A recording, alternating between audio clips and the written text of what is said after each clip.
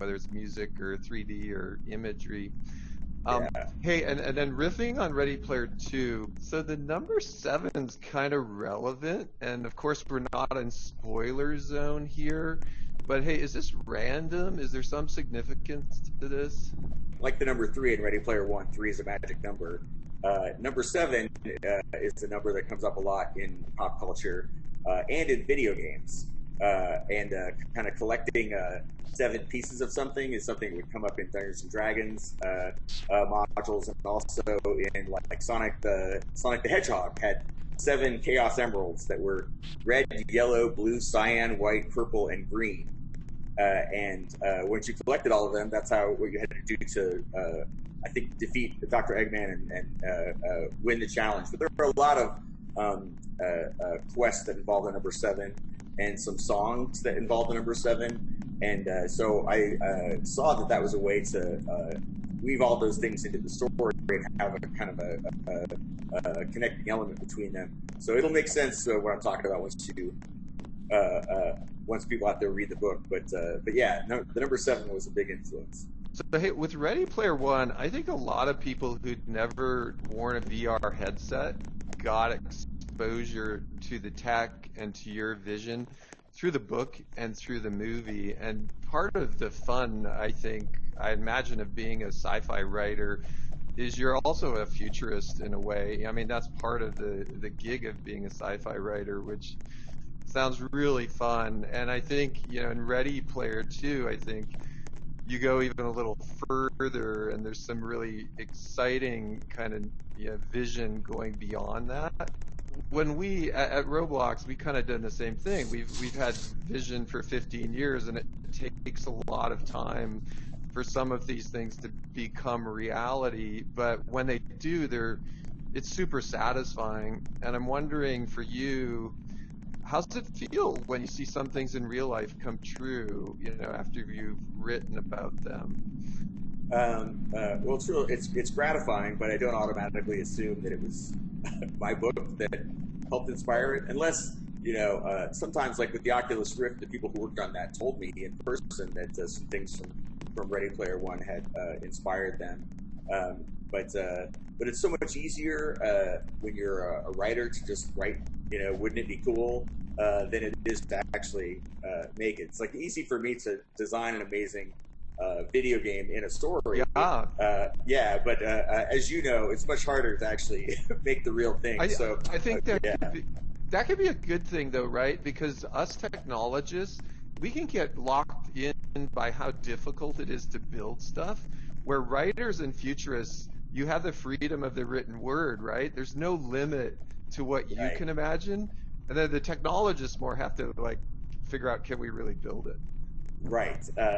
And they're the only ones that can really build it. If it was just left up to the writers, all this stuff would remain fantasy. But that's something that I remember hearing about Star Trek, the old Star Trek series.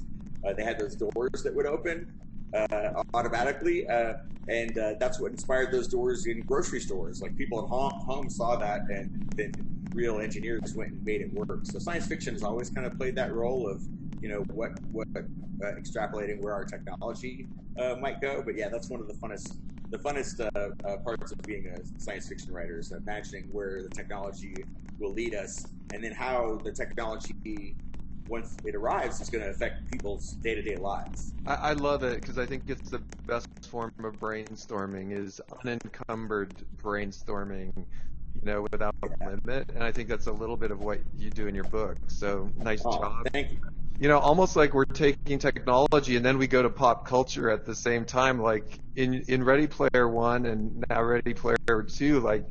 My interest in pop culture is very broad, but for Ready Player Two, there are some specific facets of pop culture that I took inspiration from, like John Hughes films. Huge fan of John Hughes movies, especially the John Hughes movies that were set in high school. And he created his own fictional high school, Shermer High School. His high school movies took place like Ferris Bueller's Day Off and Kids in Weird Science, Pretty in Pink. They all went to a version of Shermer High School. And I was always fascinated with high school being the setting for all these, dramas about young people's lives, Yeah. and especially The Breakfast Club. It's probably my favorite of all time, and I think 90%, 95% of that movie takes place in the school library, which ends up being like this social battlefield for the four kids as they get to know each other. And I just thought that was the library is a fascinating place to set a movie. That might be the only movie that's completely set in a library. Yeah, Breakfast Club, one of my favorites. I love the soundtrack as well to that movie. Oh, so great. Yeah. So good. Seems like the book was so fun to write. Are there any moments that you felt were super fun without giving away too much? I don't think I can give away the super fun moments without giving away too much, but I will tell you it was I had fun. I had fun the whole time I was writing it, because I knew, unlike with Ready Player One when I wrote it, I wasn't sure if anyone was ever going to read it, outside of my friends and family. Whereas this, I knew there were a lot of people waiting and excited to read it, and that whatever I wrote, that story was going to play out. Those events were going to play out in, billions of people's imagination, and imagination is even more powerful than computers or the movie platform. Like the human imagination still. You can't beat that. So I had a lot of fun thinking about elements in the story that would set people's imagination alight, hopefully. So that's what I did my best. I'm really hope people enjoy it. Well, I have a motion I make at ROBLOX, which is out of the park. So Yeah. I think it's out of the park. So I think everyone's going to really enjoy reading Ready Player 2. Like, kudos to you. It's awesome. And I think also the Robloxians are going to love the challenges as well that we've got in store. So, Ernie, thanks again. In the midst of all these crazy times, hanging with you has been a highlight for me. I really appreciate it. Oh, thank you. Thank you for making time to talk with me, and thank you for teaming up with me to do another Ready Player One, Ready Player Two event. This is I had so much fun the first time because it really is like bringing the story to life. What you guys are doing. ROBLOX is the closest thing to the Oasis, and this contest is like the closest thing to the contest described in the book in reality, and people all around the world get to take part in it. It's really amazing. It's like bringing the story to life. So I can't thank you guys enough. Thank you, Ernie, again. Over and out. Really enjoyed it. All right, thanks, Dave.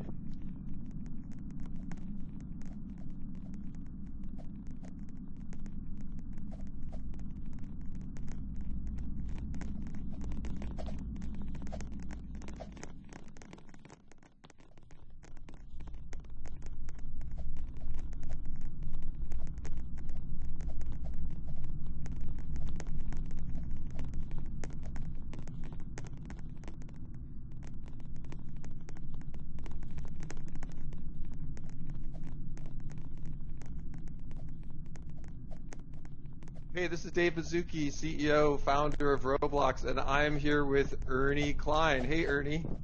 Hey, Dave. Good to see you, man. Yeah, it's been a couple years. Last time we were together, we were hanging at South by Southwest talking about your first book, Ready Player One. But today it's Ready Player 2, and we're celebrating the publication in the US and the UK. I think it's safe to say this is probably the most highly anticipated fiction book of 2020. It's clearly on track to be a massive hit. I've read it. I'm blown away. It's worth it. It's worth the wait. I'm excited for people to finally get to read it. With Ready Player 2, we're going to see a lot of great stuff. There's another quest.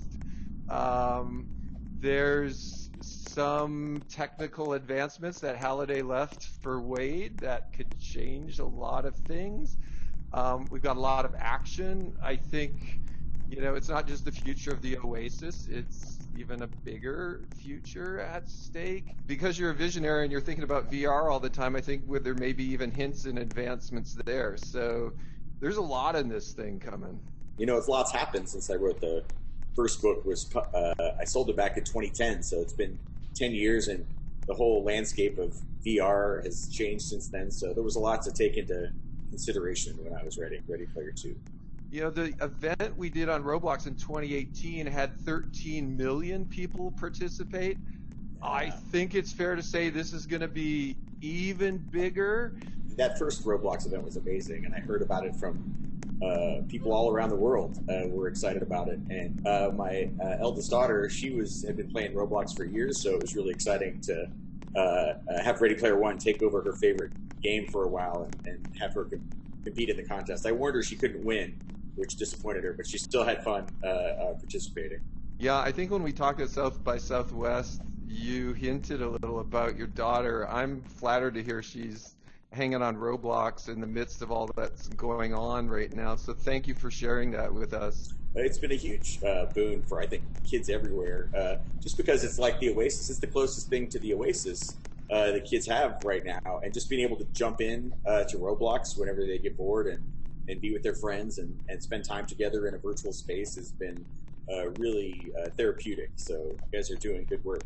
So hey, you're making history with Ready Player 2. Let's roll back to Ready Player 1 because you captured the imagination, I think, of just so many people from so many walks of life. And there was a movie that came out of that, which was also incredible. Does anything stand out for all of us that, you know, fantasize about making movies and being in the movies and working with Spielberg? Does anything stand out from that experience for you? Well, the whole experience stands out. You know, this past year I've kind of been living in my memories of it because I've been in quarantine for a big chunk of the year.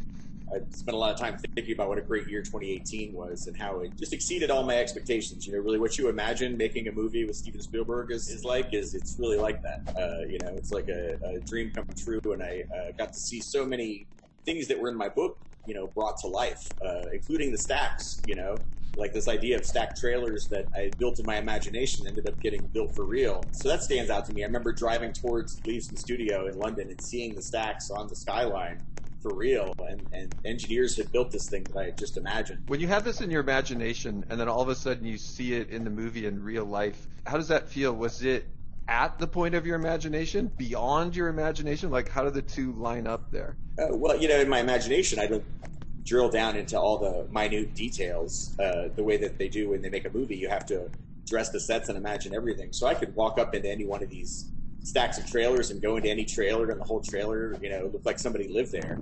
And people were living there. For the few days that we were shooting in the stacks, it was filled with extras who were all, you know, dressed like it was 2045. It was just incredible. It was really a surreal experience. It felt like a dream kind of the whole time I was there. So even looking back on it now, I have to remind myself that all really happened. I know from last time we talked, you're a big Spielberg fan. And you know, if we move out of you know, science fiction into non-science fiction movies, he's got a huge collection there as well. Is there anything that like pops out to you like an old favorite of yours? Out of his non-science fiction films, I would say Jaws is probably my all-time.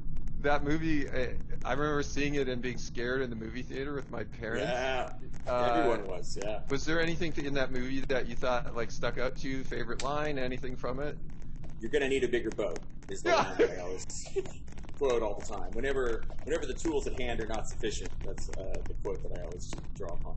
Now that we're getting into Ready Player 2, in a way, you've kind of contributed a bit to the advancement of VR. And is there any way you can think about how you've seen this pan out in almost real life? For us, you know, in the midst of COVID, like I mentioned, we've seen the virtual birthday parties, people trying to connect, younger people trying to figure out how to, you know, work at a distance